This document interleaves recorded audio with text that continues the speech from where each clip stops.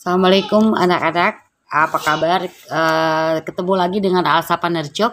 Di sini Bunda mau coba bicara masalah ujian prometik buat kalian. Jadi prometik itu kita mempersiapkan dokumen-dokumen ataupun review soal-soal untuk ujian prometik. Apa aja sih dalam soal ujian prometik itu, ada apa aja sih pembagian soal? Biasanya dalam prometik itu ada 10 pembagian soal. Satu, kita lihat di papan tulis itu ya, di backgroundnya itu kita lihat adalah satu, fundamental of nursing. Apa itu fundamental of nursing? Nanti kita jelaskan di berikutnya. Itu ada 15%. Kedua, medical surgical itu 21%.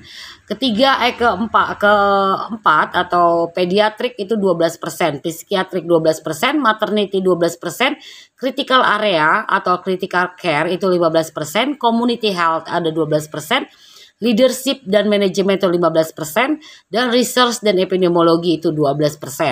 Jadi total keseluruhan ada berapa? Itu sekitar 150 soal atau 150 totalnya. Dan soal-soal mana aja yang susah? Yang susah itu ada di ada di research dan epidemiologi, leadership dan manajemen, serta critical care. Jadi cukup kamu kuasai 3 soal untuk mencapai tingkat kelulusan. Bagaimana tingkat kelulusannya? Tingkat kelulusan itu untuk diploma 45% dan untuk sarjana adalah 50%. Jadi kita mau ngira-ngira nih, kalau kita mau ambil 45% apa aja yang kita kuasai.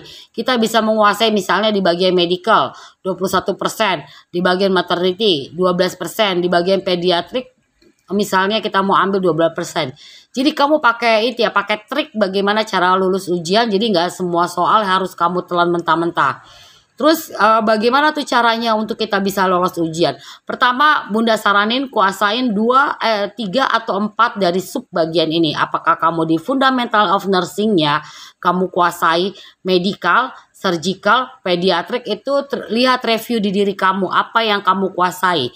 Kedua, kamu harus memulai mengerjakan soal dari hal yang termudah sampai yang tersusah. Ketiga, untuk kamu lolos ujian, kamu harus review semua soal-soal yang ada di internet. Misalnya ada di Google ataupun YouTube, ataupun kamu punya logbook untuk ujian prometik ya. Kamu review semua. Terus yang keempat, kamu cukup berdoa. Yang kelima, yang terakhir ada berdoa. Luangkan waktu setiap hari harus review.